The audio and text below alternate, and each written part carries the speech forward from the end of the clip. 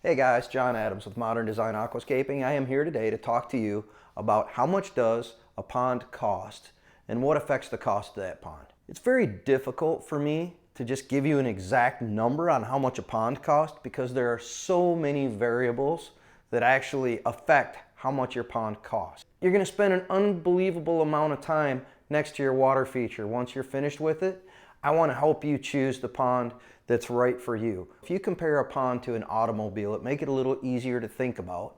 Think about going car shopping and saying, how much does a car cost? Based on a plethora of options, a car could be $8,000 or it could be $28,000 for the very same car with all the extras. It's very much similar with a pond. Our base model pond is going to start right around $8,000 installed. Please don't make a fast decision on your pond. Do some homework, do some studying. If it sounds too good to be true, it's too good to be true. Let's start with stones. The most cost-effective stone for us is a Tennessee River stone. If that's what you want, you're in luck because you're in love with the most affordable pond. Mountain stones have to be put together in a certain way. If they're not stacked up properly, they just make somebody go, that doesn't look quite right. The next thing you're going to talk about your stones is how big are your stones? It's exponentially slower and more expensive to build with large strappable stone than it is to build with small stones that you can just stack like bricks up the side of the pond. Another thing, driftwood. We're going to talk about driftwood. Cedar, cypress, juniper, those types of wood. There's several species that you can put into a pond and they'll last longer than I'll last. Is this going to be a piece of driftwood, something small that sit on the edge of your pond? Or is this a huge stump that's coming in that, again, has to be strapped and set by a piece of equipment? We might spend a half a day manipulating a piece of wood into the bank of your pond to make it look like it's been there for 100 years and that it actually grew out of the rock formation in the side of your pond. That obviously comes with a whole different price tag than us bringing in a nice piece of driftwood and laying it on the side of your pond. So what we do there artistically is going to have a big impact on the cost of the driftwood in the pond. Another thing, fish caves. We have a ton of predatory birds here in East Tennessee. And unfortunately, fish is like chicken. Everything likes to eat it. So you need to build your pond accordingly to protect the fish that you're going to put in it. A fish cave is a structure built into the bottom of the pond so that when the fish are scared or when they're hibernating during the wintertime, they can actually just swim right down in there and they're protected and nothing's going to get them from above. So you can get as elaborate or simple with the fish cave as you want to get, and that will affect the cost of your pond.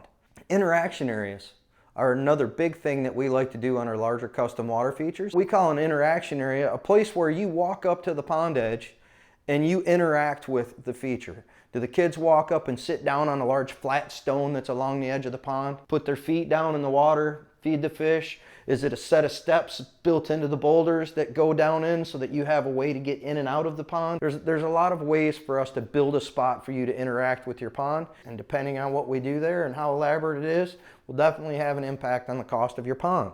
Extra waterfalls. Your stream. How much stream goes into your pond? A pond doesn't really need a stream. You can build a waterfall right at the edge of the pond and just have a fish pond. So are you adding a stream in there? Is it an elaborate waterfall or is it just a little babbling brook that slides in at the edge of the pond? Is there two streams that come in? All of these variables will clearly affect the cost of your pond. Automatic dosing systems and ionization. There's a lot of things we can do to make your pond more automated to lower the maintenance on your water feature. And those are those add-ons we were talking about. LED lighting is a big thing I like to talk about. A lot of forethought and experience goes into a properly lit pond. And as usual, you can get very elaborate with that, or you can stay very basic and just put a few lights in. But I highly recommend you consider lighting because lighting brings the magic to your pond. And lighting is a very important part of extending the amount of time that you can spend enjoying your pond. Let's talk about filters. Another thing that's going to increase or decrease the cost of your pond. We will use an Aquascape 2500 BioFalls. You can go to a Signature Series 6000 BioFalls, or we can do a Constructed Wetland Filter, which is a whole nother animal that we use on large ponds and recreational ponds, and obviously that's going to have a massive impact on the cost of your water feature. Another thing we want to talk about at this point is pumps. I mean, what kind of water flow do you want to have? Are we being minimalistic? We moving just enough water to filter your pond properly? Or are you looking for a waterfall that really has some effect into the side of your pond. Or maybe there's an additional pump. Or we might do a party pump. So really you've got something you can turn on that just gives you a raging waterfall only when you've got company over, or when you're out and you want to have a little more background noise, or cover up the noise of the highway, or whatever it is. There's a lot of variations that we can do when we're helping you design the perfect water feature, and pumps, multi-pumps, and that sort of thing will impact the cost of your water feature.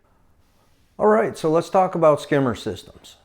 You may be installing one of 100 different skimmers. For us, our go-to skimmer is the Aquascape Signature Series 1000 skimmer. Or we could be doing a custom intake designed specifically for your pond. Whichever way you choose to go will definitely have an impact on the cost of your water feature. Let's talk about aeration in your pond. If your pond's big enough, maybe you want to have bottom aeration somewhere. Aeration will help you not only increase dissolved oxygen levels in the pond so that all of the beneficial bacteria, the fish, and all the good things that live within your pond will be happier with higher oxygen levels. And all of that can be done just by adding an aeration system to your pond, which will increase the cost.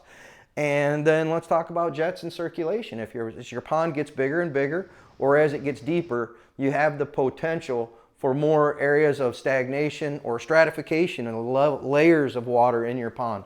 So you start to get hot water on top and the cooler water down in the bottom.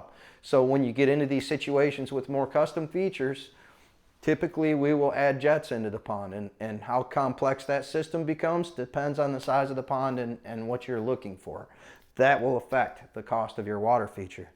You have aquatic plants, you have fish packages. You can buy fish from PetSmart, or you can buy fish from Japan. Obviously, huge difference in cost. Then what you do around the pond, you have potentially landscaping that you can add around the pond. Pergolas, you got gazebos, you got patios. If you chose a pond with great big boulders, odds are we had to come in with a skid steer, an excavator, and we probably moved hundreds of tons of soil and stone back and forth through your yard.